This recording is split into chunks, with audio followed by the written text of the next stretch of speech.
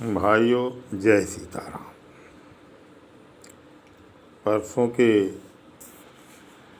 पिछले वीडियो में हमने आपसे थोड़ा सामायिकी चर्चा की थी कि भले ही आप अपने घर में थोड़ा बहुत धर्म की बात करते हों, लेकिन बाहर निकलने के बाद माहौल बिल्कुल ही अधार्मिक हो जाता है।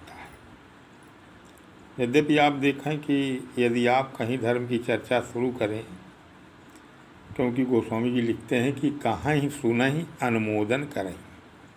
जहाँ आपको कोई व्यक्ति मिल जाए वहाँ आपको ये चर्चा करनी चाहिए भगवान की। लेकिन जब आप कहीं चर्चा करते होंगे तो ये पाते होंगे कि वहाँ ये चर्चा करने वाले बहुत लोग हैं। आपकी बात को छीन करके और स्वयं अपने से वो आपको उपदेश करने लगेंगे। लेकिन उनका जो व्यक्तिगत जीवन है वो किस प्रकार से है उसको देखेंगे तो आपको उनके जीवन से बड़ी घृणा होगी, क्योंकि वो अपने घर में अपने भाइयों से मतलब बाहर अलग जगाने निकले हैं एकता की, जातीय एकता की, लेकिन अपने घर में अपने भाई से, अपने माँ बाप से उनका बहुत कटु व्यवहार है। इसी को गोस्वामी जी एक पंक्ति में लिखते हैं कि ब्रह्म ज्ञान बिन नारी नर करहि न दूसर बात, कौड़ी लागी लोभ बस करहि पिता गुरु घात। यानी आप चर्चा शुरू करें तो उसके चर्चा करने वाले और आपको ये कहने वाले गिरे तोका का पता हम जानी था, तू काहे का जन्म, इस तरह कहे वाले बहुत मिल जाएंगे। लेकिन उनका अपना जीवन क्या है, इसको जब आप अध्ययन करेंगे तो आपको लगेगा कि यार ये लोग कैसे व्यक्ति हैं, बात ब्रह्म ज्ञान की करते हैं और थोड़े थोड़े लोग के लिए माँ बाप भाई बहन सबसे लड़े हुए। तो ये सामायिकी चर्चा मैं आज भी आपसे कर रहा हूँ। लेकिन यदि चाहा जाए इसी सब भावनाओं को अगर हम भगवान से जोड़ दें तो हमारा जीवन धन्य हो सकता है। कहते हैं कामना हो तो भगवान की। एक धनुर्दास जी पहलवान थे, ये दक्षिण के मतलब तमिलनाडु मतलब प्रांत के श्रीरंगम क्षेत्र के। तो ये जो है बहुत धनवान व्यक्ति थे, अंत्यज थे, मतलब हरिजन, और व्यक्ति बहुत धनवान थे। इन्होंने एक वैश्या हेरम्बा से उसकी सुंदरता मुक्त होकर के उससे शादी की और उसको छाता दिखाते हुए उसके ऊपर छाता तान के और आगे आगे स्वयं चलते थे, उसकी ओर मुँह करके, यानी उल्टा, और वो सीधा चलती थी।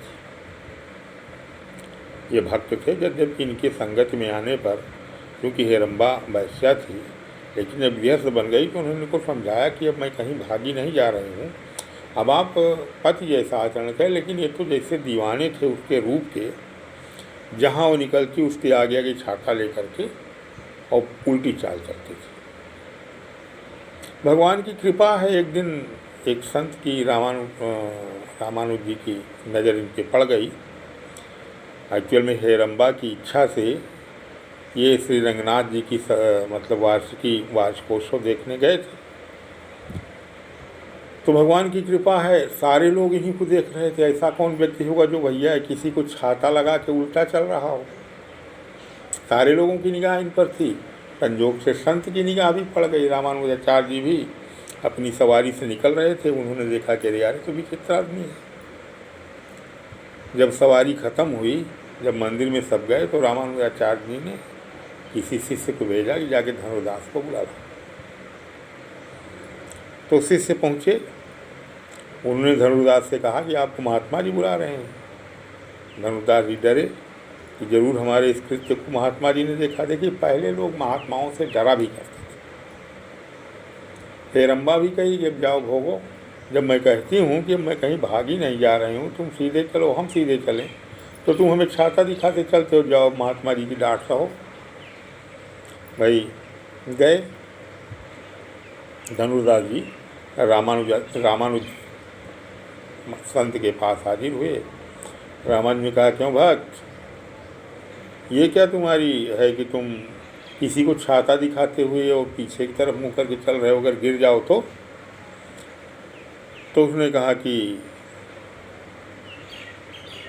बाबा जी, ऐसी सुंदरता हमने नहीं देखी, और उस सुंदरता को उसी तरह क्षुण्ण रखने के लिए मैं जो है उसको छाता लगा के धूप छां से बचाते हुए चलता हूँ। तो रामानुज ने कहा कि अगर इससे अच्छी सुंदरता दिखा दूँ तो धनुर्दास जी बोले कि तो फिर छाता वहीं लगेगा। आरती का समय था, भगवान रंगनाथ की आरती होने जा रही थी। संत कृपालु होते ही हैं, उन्होंने रंगनाथ जी से प्रार्थना किया कि प्रभु, ये आपका भटका हुआ भक्त है, अगर अपने रूप का दर्शन दे दीजिए तो शायद इसका जीवन संवर जाए। ये कह करके रामानुजाचार्य जी ने वो मतलब धनुर्दास जी से कहा कि देखो दर्शन करो। और जब दर्शन किया तो भगवान ने वाकई उसको अपना सौंदर्य रूप दिखाया, जैसे कौशल्या जी को दिखाया था। गोस्वामी लिखते हैं, दिखरावा माथा ही निज अद्भुत रूप अखंड, और रोम रोम प्रति लागे कोटि कोटि ब्रह्मांड। उसी प्रकार उसको सौंदर्य रूप दिखाया। भगवान की सुंदरता देख करके तो भाई धनुर्दास का मतलब दिमाग बदल गया।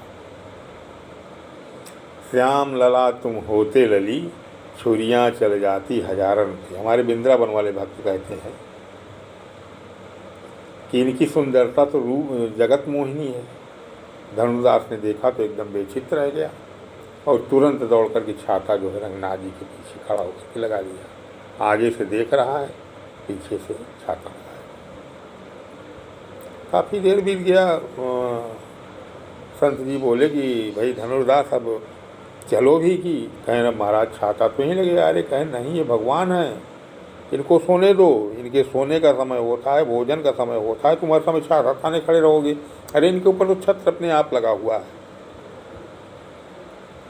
धनुर्दास जी को भाई वहाँ से चलने का मन तो नहीं कह रहा था, लेकिन चूँकि महात्मा जी को गुरु मान चुके थे, गुरु भाव उनका आ चुका था, इसलिए जो है चल दिए और बोले कि महाराज आज से हमारा जगत से कोई नाता नहीं।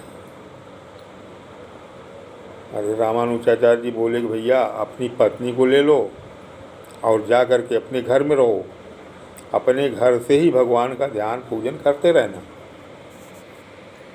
तो हेरम्बा पीछे पीछे चली, उनका भी मन बदल गया था। वो तो मैंने पहले ही आपको बताया कि जब से वो अपना वो जीवन छोड़ा उसका मन बदल गया था। सिर्फ धनुर्दास में पतिवत भाव के कारण उनका वो सामने चलना और सब कुछ हो बर्दाश्त कर रही थी। वो बार बार समझाती थी और उनका तो भक्ति भावना पहले ही लौट चुकी थी। आज धनुर्दास भी पक्के भक्त हो गए और धनुर्दास जी भक्त होकर के और यहाँ प्रतिदिन अपने घर जाएं शाम को और होते सुबह भोर फिर हाजिर हो जाएं। ये भी देखते थे कि हमारे गुरु जी का जब आदेश हो रात में भी दिन में हमेशा हाजिर हो जाया करते थे। तो इनका मन परिवर्तन हो गया। आगे इनकी भक्ति भावना की चर्चा हम कल भी करेंगे और आज जो है समय पूरा हो रहा है, वीडियो बड़ा हो जाएगा, इसलिए आज इसी पर हम विराम देते हैं।